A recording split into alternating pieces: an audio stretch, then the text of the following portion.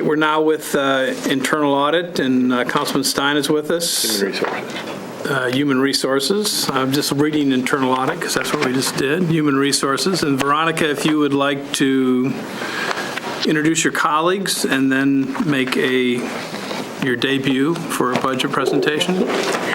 Thank you, Mayor. I have on my right Lisa Ricketts. She is our finance manager at HR and takes care of our budget and many, many other things, including the great work she does for Met Campaign. Behind me, I have Sunny Lyons, our HR manager, who takes care of the HR side of the aisle. I have Ginger Hall, who's assistant director of our benefit services, and I have Marla Greer, who is our IT person, and she's responsible for the many, many reports we do for compliance purposes as well as public information requests. And she also did some recent the costing sheets for the pay plan recommendations resulting from our comp study. I'd also like to say that I am very proud of each and every one of our HR employees. They are dedicated and hardworking public servants, and there's been some significant transitions this past year, and they've stepped up, risen to the occasion, and maintained quality HR services, which I am very grateful for. I'd like to go through some of our accomplishments for this past year. As everyone is aware, healthcare reform brought major changes to our department, and with those changes came the opportunity for considerable training, both for our internal staff and HR coordinators throughout Metro, as we work to implement and comply with the requirements of this new law. This will be a continuing effort as these regulations are phased in. Also, in cooperation with ITS and Finance Payroll Department, HR has implemented Phase 1 and Phase 2 of the Employee Self-Service Program, which enables employees to view and change their personal information, and in the near future, they'll be able to access their other benefits, pension and medical. And I would like to take this opportunity to recognize a lot of hard work that went into this, converting, testing a tremendous amount of data on our benefits folks. Kudos to them for that. This program gives employees immediate access to their personal employment data. During annual enrollment, a very busy time for human resources, benefit staff sent out and processed over 19,000 enrollment packages to both active employees and our pensioners. They also filed and collected over $2 million in federal retiree drug subsidy monies that will be returned to Metro's medical fund. I also want to take an opportunity to thank the departments that have worked with HR to ramp up our efforts to return disability pensioners back to work. There is significant cost related to IOD pensioners, and we will continue to be aggressive in our efforts to monitor progress and assist all departments in this area when needed. We've screened on our HR side. We have screened and processed over 36,000 applicants, conducted 188 training classes for over 5,500 employees. We also released a Metro-wide comprehensive safety manual that addresses federal, state, and local laws and regulations regarding occupational safety, and created a web page to facilitate quick dissemination of this very important information. The primary intent of our safety program is to educate and advise safety coordinators throughout Metro on methods that will create safer workplaces with the ultimate goal of reducing on-duty injuries. HR has worked closely with Metro Legal, in particular with Mr. Saul Solomon, our legal director, in our joint effort to establish a Metro employee IOD clinic. And please know that it is coming to fruition. And with building improvements, hopefully by midsummer, we'll open. We have tandem goals here to provide high quality and consistent care to employees who are injured on duty, and at the same time reduce the increasing costs to Metro that are associated with IOD injuries. Mr. Riebling, a big thank you to one of your assistant directors, Kim McDaniel, for her assistance with reviewing and formulating an initial budget for this. I know that was challenging, and we very much appreciate her assistance throughout the entire process. We have ongoing goals here. As you might suspect, I am in the process of restructuring the department with primary focus being to cultivate, in particular, some specific areas of human resources, higher levels of internal expertise. And if you will, that means we will be growing our own. And I'm going to thank one of your assistant directors once again, Mr. Riebling. Talia Lomax has been a great help to me as I've been doing some restructuring, and I will let you know just how much her assistance has been appreciated. With her help, I have just about finished putting in place a new organizational structure. And as you know, Mayor, my goal is that our HR department provides the highest quality HR services to directors, managers, employees in all metro agencies, and to serve our pensioners as well.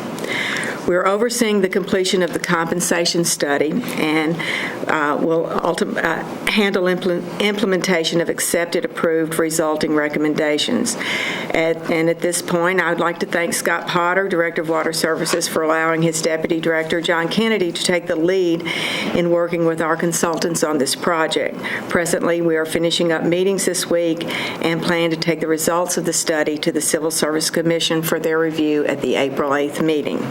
Along with our consultants, we will be meeting with department heads and unions with these results and answering questions. Mayor, at your request, we have met with representatives of the Tennessee Department of Veterans Affairs, and I am very happy to report that Davidson County will soon have a Veterans Service Officer in place. Thank you. Very welcome.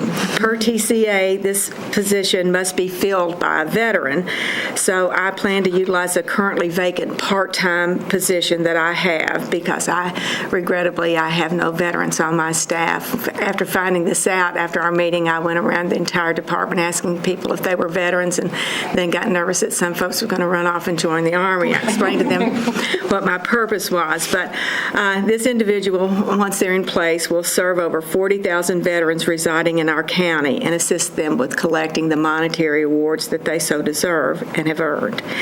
In fact, I spoke with Commissioner Wendell Cheek just this morning, and their agency will train and support this position free of charge.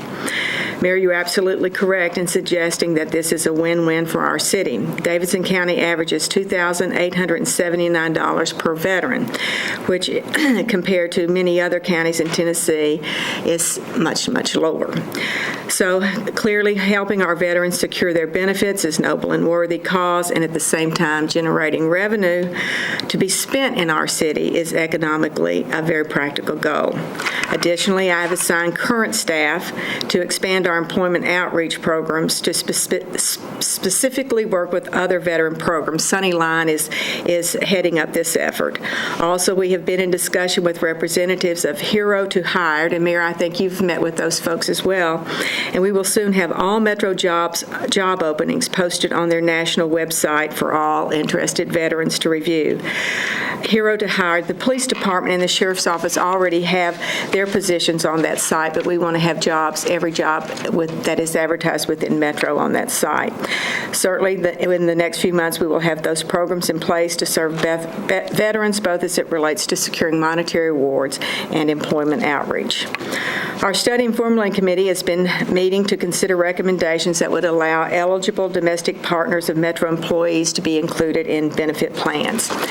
They did meet this morning, and I was advised a recommendation is forthcoming, which will next be reviewed by the Employee Benefit Board. And as you know, Mayor, we will be moving to Parkway Towers, scheduled for the first week in May. And while major moves are filled with a variety of challenges, we do look forward to being in new digs, that's for sure. The last 5 months have certainly kept me busy, and I've had help and support from a number of folks. And to add to those already mentioned, I would like to thank Chief White for allowing me to hire Jamie Summers, his HR manager, for a couple of days a week. This will allow us to develop and train analysts in the area of classification and compensation, which is much, much needed in our department. Well, as you can see, Mayor, I've asked and received, and I'm very grateful for much assistance it takes a village, at least for this HR director. And Mayor, I want to thank you. Your support means a great deal to me. If you have any questions? So you've been doing this for 5 months now? 5 months, yes, sir. Well, first, thank you for agreeing to take the job. Describe just overall, what's your reorganization? What have you done? Well, we had analysts who were being trained as generalists, and as you hope that other agencies will see talent within an HR department and hire them for their HR coordinator. But what ended up happening, those folks were being hired, and then that diminished, for example, our internal expertise, especially as it relates to classification and compensations. We lost Jenna Smith, Mike Taylor, Jamie Summers, and all of a sudden there was a real void there. I think a more effective template will be have divisions of where we'll have our recruitment area, our class comp area, our workforce management area, which will include employee relations, that will have folks who will do EEO investigations, assist agencies when they have problems within their departments, and then we will have our benefits, which is in divisions right now, and Ginger's done a very fine job of orchestrating the efforts of our benefits section. Okay. And what is the department doing to prepare for, I guess, the retiring baby boomers and sort of the experience deficit we may come across? A great point to make, Mayor. And I'm looking in discussion with our training coordinator about that. We want to ramp up those training efforts, especially as they relate to retirement planning.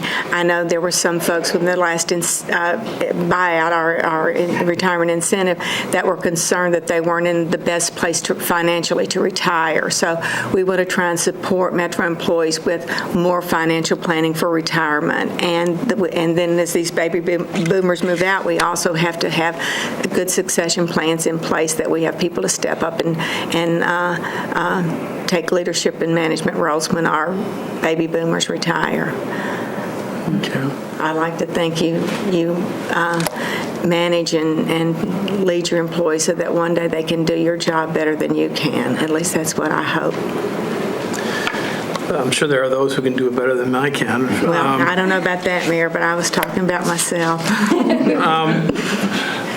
And then the compensation study was a big undertaking. It's been a huge undertaking, and Mr. Riebling we've kept him in the loop along with your deputy mayor and taken a great deal of advice from Mr. Riebling as we've gone forward with this, and you are absolutely correct. It's a big endeavor. Is there a target date for completion? Or? Well, as I said, we'll bring the first results of the study, the consultants, along with Mr. Kennedy, to the April 8th Civil Service Commission meeting for our Civil Service Commissioners to review. And then I'm sure that your finance director and your deputy mayor will be meeting with you and keeping you abreast of all of this. And you can call me anytime, Mayor. I look forward to meeting with them. Greg? No questions. Rich? No questions. Well done. Good job. Good job to everybody in the department. And again, thank you for taking the job. Thank you, Mayor. Go to the countdown.